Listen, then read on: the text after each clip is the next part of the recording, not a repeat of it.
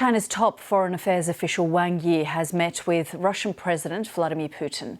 China and Russia are reaffirming their close relationship, promising further agreements between the two countries, although they've not said what they would cover. These are pictures of that meeting, which took place a little earlier in Moscow. The timing of the visit, just days before the first anniversary of Russia's invasion of Ukraine, is significant. China has refused to condemn the invasion, although it stopped short of providing Moscow with its unconditional backing. Wang Yi earlier met the Russian Foreign Minister Sergei Lavrov. That's when he said he hoped these new deals would be made. Stephen McDonald has more from Beijing. Russia's President Vladimir Putin announced effectively at that meeting that his Chinese counterpart Xi Jinping will soon be travelling to Moscow, and the speculation is that that could happen in the coming months. He had this meeting sitting across a very small table by Vladimir Putin's standards, with China's senior foreign policy officials sitting very close to him across the table, symbolic, I guess, of the closeness of their friendship, and the two proclaimed that they're moving forward. However, if you were Beijing and you wanted to convince the world of your neutrality in the Ukraine war, would you send this very senior member of the government here to stand up in Moscow with his counterparts there, together proclaiming that you're all standing for peace and stability just days before the first anniversary of Russia's invasion of Ukraine? And yet that's what China has deliberately decided to do.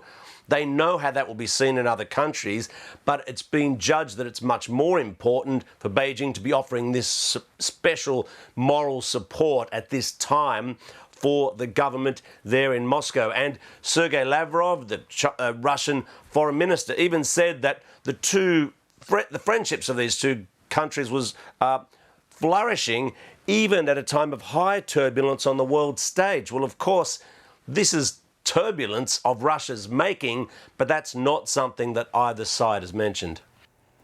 Stephen McDonald there. Well, Professor Henry Wang is president at the Center for China and Globalization, a pro-Beijing think tank. He joins us live now from Beijing. Thank you very much, sir, for joining us here on the program. Why has Wang Yi chosen to go to Russia right now, given it's the week that marks the one-year anniversary since the invasion of Ukraine? Well, I think that Wang Yi has just, started the shuttle diplomacy. He's visiting a number of European countries. He was in France, he was in Italy, he was in Hungary. He has actually made a keynote at Munich Security Conference, where he announced China will have a peace plan for the Ukraine-Russian war, actually.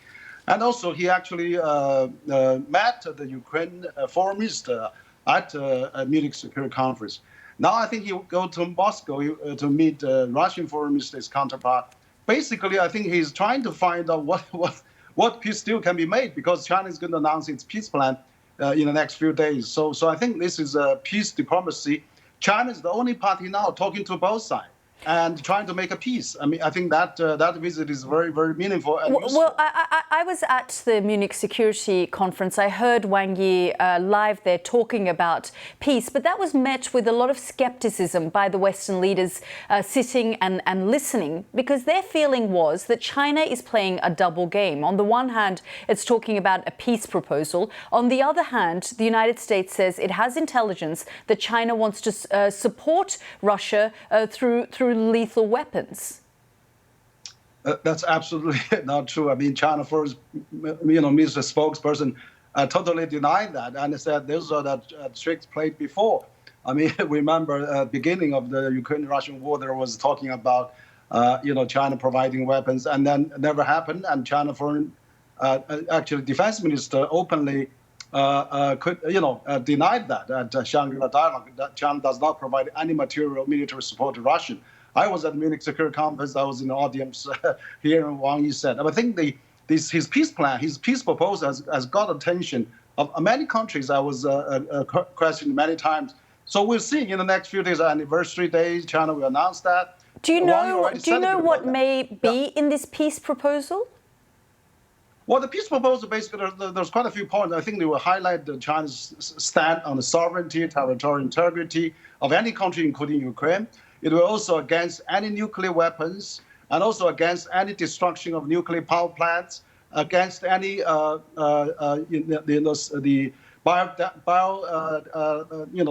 the logical weaponry, chemical weaponry, all those really. Which are things that, there are concerns that Russia's use or potential use of nuclear weapons. Has China made that clear to Russia that would be a red line?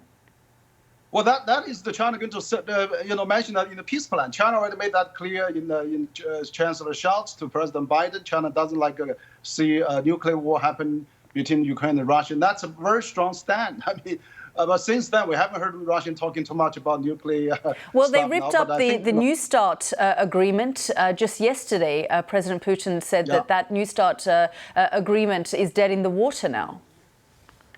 Well, that's true. I think that's why we need to talk to both sides. We need to have a peacemaker. What we see now, the U.S. is providing weaponry to Ukraine, and China does not provide weapon to anybody. China provides humanitarian aid to Ukraine. Well, why is the United States? Why is the United States and its intelligence convinced that perhaps China is flying too close to the sun, that it is considering lethal support for Ukraine? Well, I remember last year when the China foreign minister met U.S. counterpart in Rome, there was rumors like that again. That is the old trick they played again. I mean, I don't know where is that information comes from. China government actually today has firmly denied that. And of course, the U.S. Secretary of State also said that they've made it very clear to China that should China consider doing that, there would be severe consequences. Does China understand that if it did enter the arena of war, that there would be consequences? Well, I think providing weaponry is certainly have consequences. I think now, I mean, U.S. is also providing, but China does not. China has said very clear. China does not provide any weaponry to anybody, and China only provides humanitarian aid to Ukrainians. So I think this position China has the moral high ground. China is not the only party not involved in the conflict and trying to make a peace, trying to have a shelter diplomacy, trying to talk to both foreign ministers of both countries. I think we should do more. That we should really get UN. I wrote a piece op-ed in the New York Times last year when the war broke out. I said we should have a 7-party talks, P5 member countries plus. EU plus Ukraine. Let's have a peace summit. Well, it doesn't appear that Russia is backing down at all in any way. We heard from President Putin yesterday, and it did not appear that he was interested in engaging in any kind of peace talk. Well, China is trying. I mean, we need to try. I mean, we can't see the war continues and a loss of lives and the tragedy and the loss of people in the battleground. We really want to see the peace. I mean, we are in the second year of this war. It's terrible to have that. I heard, Christopher of Munich Security Conference. He said the next year when we have a Munich Security Conference, let's, probably the war is ending. So we hope that, the war will not be continued, and let's all make peace together rather than we are still fighting in between Russia and Ukraine now. So thank you very much for your time, and thank you for joining us here on the program. Thank you.